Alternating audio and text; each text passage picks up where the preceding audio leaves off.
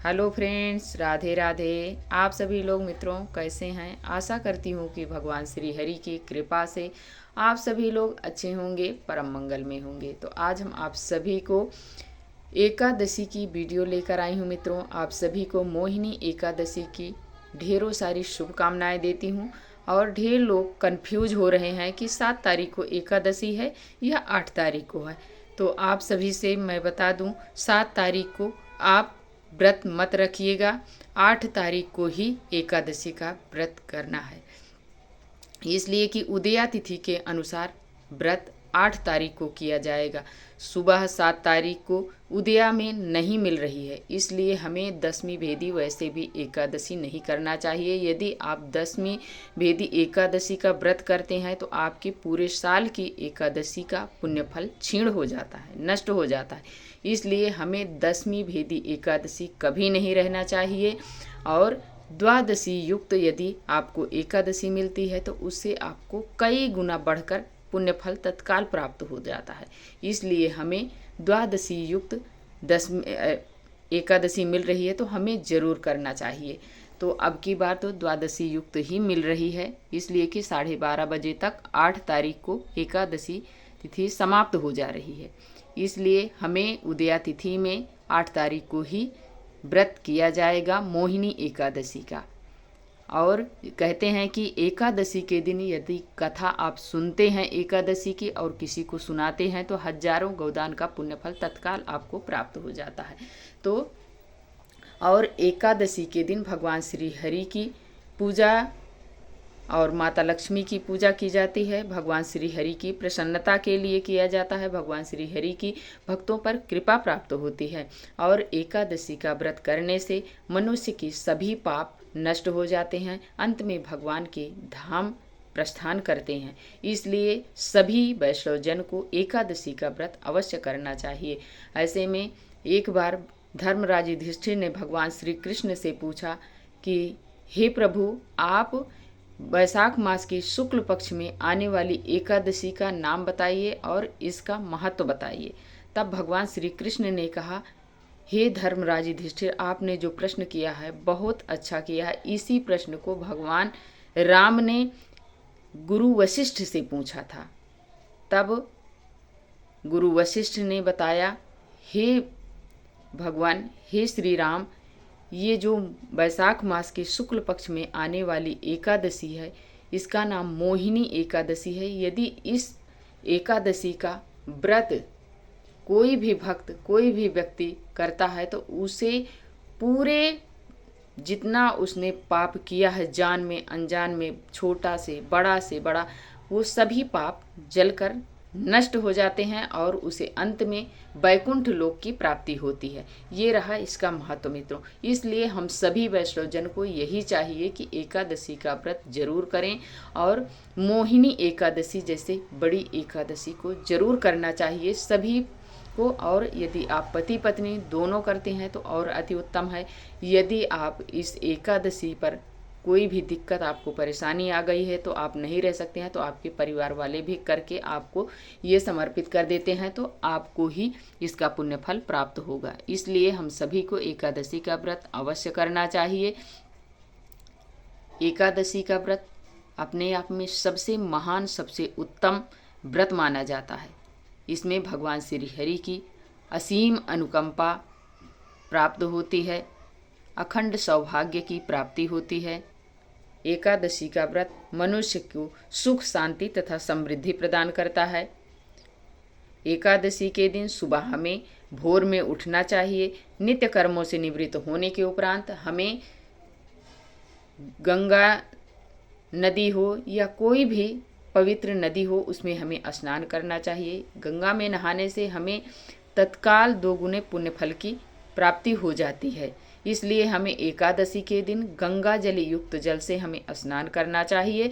स्नान करके साफ स्वच्छ धुला हुआ पीले रंग का वस्त्र धारण करें। भगवान श्री हरि की प्रसन्नता के लिए व्रत किया जाता है तो भगवान श्री हरि की प्रसन्नता जिसमें है वही कार्य हम करें।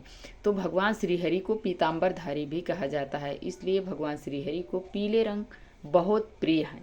तो हमें ज़रूर इस दिन पीले रंग का वस्त्र धारण करना चाहिए और धारण करके अपने पूरे घर में गंगा जल का छिड़काव करें, दहलीज पूजन करें। सबसे पहले हाथ में थोड़ी सी हल्दी और हाथ में जल लेकर दहलीज को लीप देना चाहिए। लीप कर साइड में हल्दी से कुमकुम से स्वास्तिक बनाएं, उस पर थोड़ा सा पुष्प रखें, तिल रखें और तिल के तेल का दीपक प्रज्वलित करें। इससे माता लक्ष्मी का आगमन होता है।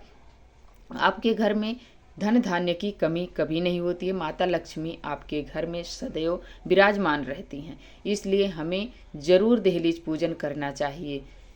फिर इसके बाद अपने घर के मंदिर में आकर हाथ में थोड़ा सा जल पुष्प लेकर अपने व्रत का संकल्प ले लें। नाम, गोत्र, स्थान जिस मनोकामना से आप कर रहे हैं उस मनोकामना को बोलकर जल और पुष्प भगवान जी के चरणों में छोड़ दें। इसके बाद जहाँ पर आपको चौकी लगाना है उस जगह को आप थोड़ा सा साफ कर लें, गंगा जल से, शुद्ध जल से क्लीन कर लें। फिर उसके ऊपर आप पटा हो तो पटा रख दीजिए, नहीं है तो आप ज़मीन पर ही, यदि कच्ची है तो गाय के गोबर से लीप लीजिए, पक्की है तो आप धुल लीजिए और उसके ऊपर आप पीले रंग का वस्त्र बिछा दीजिए, साफ स्वच्छ धुला हुआ। नया कोई बात नहीं है, जो भी है आपके पास साफ स्वच्छ रहे, धुला रहे, बिछाकर फिर उस पर आप थोड़ा सा तिल का आसन देकर या पुष्प का आसन देकर भगवान के विग्रह को विराजमान कर लीजिए। लड्डू गोपाल हैं तो आप पंचामृत से स्नान करवा दीजिए। स्नान करवाने के बाद भगवान जी को उन्हें श्रृंगार करें। श्रृंगार में उन्हें वस्त्र धारण करें, वस्त्र धारण करके उन्हें ज्वेलरी पहनाएं, मुकुट लगाएं, बांसुरी दें, उन्हें इत्र लगाएं। इत्र भगवान जी को बहुत प्रिय है। गर्मी का महीना है तो गुलाब का इत्र जरूर लगाएं, इसलिए कि ठंडा होता है। इत्र लगा दें, मोर पंख लगा दें। फिर इसके बाद आप गणेश भगवान को पूजा में जरूर विराजमान करिए। पहले गणेश भगवान की ही पूजा होती है तो थोड़ा सा तिल का आसन देकर गणेश भगवान को भी विराजमान कर लें चौकी पर। फिर एक लोटे में जल लें और जल से पुष्प की सहायता से सभी देवी देवताओं पर यानी कि पूरे चौकी पर 3 बार वार दें, भाव रूप से कि हम भगवान जी को स्नान कर रहे हैं। फिर विग्रह को आप एक स्वच्छ वस्त्र से, हैंकी से पोंछ दीजिए। पोंछने के बाद सभी को वस्त्र स्वरूप कलावा समर्पित कर दीजिए। लड्डू गोपाल को आप पहले ही पहना दिए हैं, गणेश भगवान को आप वस्त्र स्वरूप कलावा समर्पित कर दें और श्रीमन नारायण भगवान को भी वस्त्र स्वरूप कलावा समर्पित कर दें। करने के बाद सभी को आप तिलक करें। तो सबसे पहले विष्णु भगवान को पीले चंदन से तिलक कर दें, लड्डू गोपाल को पीले चंदन से तिलक कर दें, फिर गणेश भगवान को रोली से कर दें, अपने दीपक को भी चंदन से, रोली से तिलक कर दें। गैया मैया हैं तो उन्हें भी आप रोली से तिलक कर दें।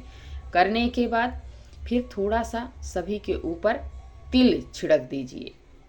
तिल छिड़कने के बाद फिर आप सभी को पुष्प समर्पित कीजिए। यदि आपके पास पीले रंग का पुष्प है तो ज़रूर समर्पित करें, यदि नहीं है तो जो भी पुष्प है उसे आप समर्पित करें। फिर दीपक प्रज्वलित कर दें। दीपक घी का होना चाहिए। एकादशी के दिन श्री हरि विष्णु भगवान को घी का दिया जलाया जाता है, देसी घी का दिया जला दें। जलाने के बाद फिर अपने हाथ में थोड़ा सा जल पुष्प लेकर सभी देवी देवताओं का नाम लेकर आवाहन कीजिए। अग्निदेव का भी नाम लेकर आवाहन कीजिए। आवाहन करने के बाद जल और पुष्प भगवान जी के चरणों में छोड़ दें। छोड़ने के बाद फिर आप भगवान जी को भोग समर्पित करें। भोग में जो आपके पास अवेलेबल है वो भोग लगाइए। मिश्री है, ड्राई फ्रूट्स है, दूध से बनी कोई भी मिठाई हो भोग लगाइए। ऋतु फल जो भी आपके पास है ऋतु फल का भोग लगा दीजिए। एक लोटे में या गिलास में जल भर कर रख दीजिए और जो भी भगवान जी को भोग लगाए उसमें तुलसी दल अनिवार्य होता है। बिना तुलसी दल के भगवान जी भोग नहीं लगाते हैं तो आपको एकादशी के एक दिन पहले ही तोड़कर रख लेना चाहिए। यदि रविवार पड़ रहा है तो नहीं तोड़ना है, यदि रविवार नहीं है तो आप तोड़कर रख लीजिए। तुलसी कभी बासी नहीं मानी जाती है। धुल कर आप उसे भोग में भगवान जी के डाल दीजिए। इस प्रकार से हमें भगवान जी को भोग लगाना है। फिर इसके बाद हम अलग धूप जलाएंगे। धूप जलाने के बाद सबसे पहले गणेश भगवान को दिखाएंगे, फिर विष्णु भगवान को दिखाएंगे। इसके बाद हम कपूर से आरती करेंगे। तो सबसे पहले गणेश भगवान की आरती, फिर इसके बाद विष्णु भगवान की आरती। आरती करने के बाद फिर हम हाथ जोड़कर क्षमा याचना करेंगे प्रभु से। जो भी हमारे सामर्थ्य है उसके अनुसार हम भगवान जी को दक्षिणा समर्पित करेंगे। बिना दक्षिणा के हमारी पूजा पूर्ण नहीं मानी जाती है तो हमें दक्षिणा चढ़ाना चाहिए।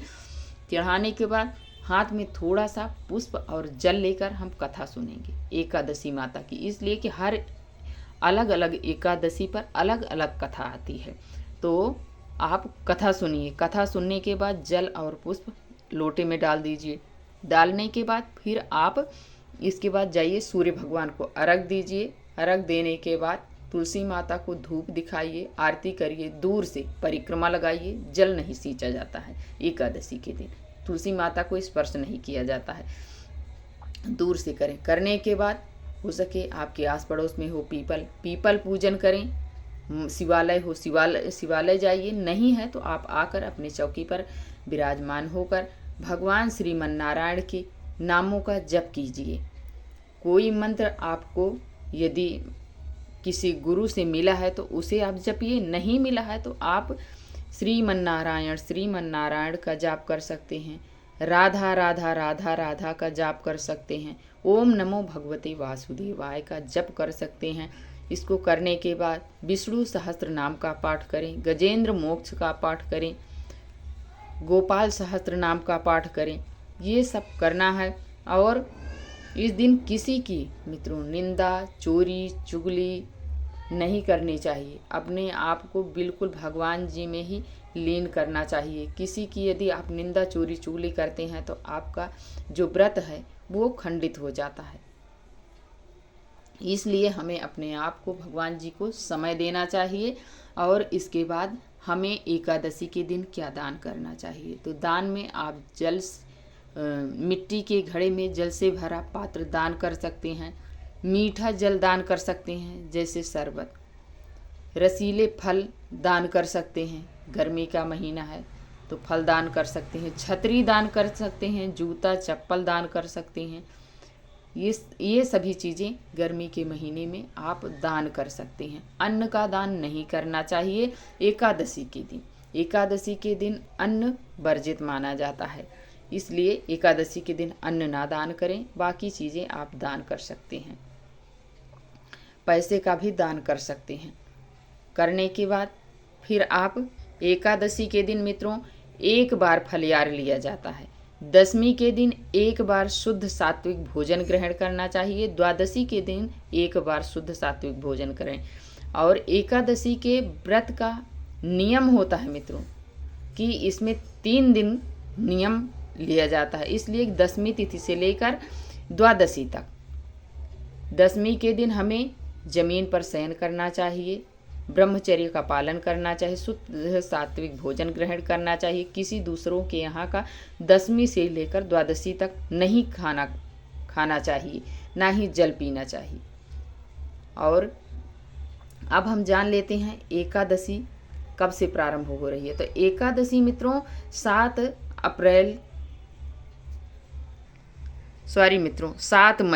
7 मई सुबह 10:28 पर आरंभ हो रही है।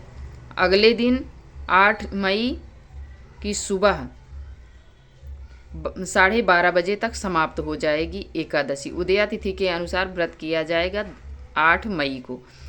अब जान लेते हैं एकादशी के दिन पूजा का शुभ मुहूर्त।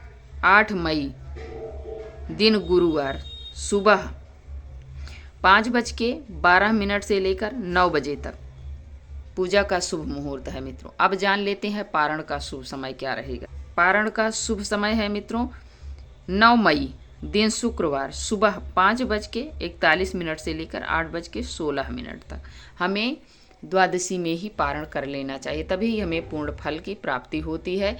और हमें पारण से ठीक पहले हमें ब्राह्मण के लिए सीधा दक्षिणा निकाल कर रख देना चाहिए, तभी हमें पारण करना चाहिए। यदि आपके पास गैया मैया हैं आस पड़ोस में है तो उनके लिए एक रोटी अग्रासन उनके लिए निकाल दीजिए, तब आप पारण कीजिए। पारण में आप गंगा जल तुलसी दल से यदि आप पारण करते हैं तो आपको तत्काल हजारों गौदान के बराबर पुण्य फल की प्राप्ति हो जाती है। इसलिए आप गंगा जल तुलसी दल से जरूर आप पारण कीजिए, नहीं है तो आप चावल से पारण कर लीजिए। ऐसे करने से हमें कई गुना बढ़कर पुण्य फल की प्राप्ति होती है। तो आशा करती हूँ मित्रों आप सभी को मेरी जानकारी पसंद आई होगी। यदि पसंद आए तो आप लाइक शेयर सब्सक्राइब करना बिल्कुल मत भूलिएगा और प्यारा सा कमेंट लिखकर ज़रूर बताइएगा कि ये वीडियो आप सभी को कैसी लगी। और वीडियो देखने के लिए मित्रों आप सभी को बहुत बहुत धन्यवाद देती हूँ। अब मिलती हूँ एक और नए वीडियो के साथ, तब तक के लिए जय श्रीमन नारायण।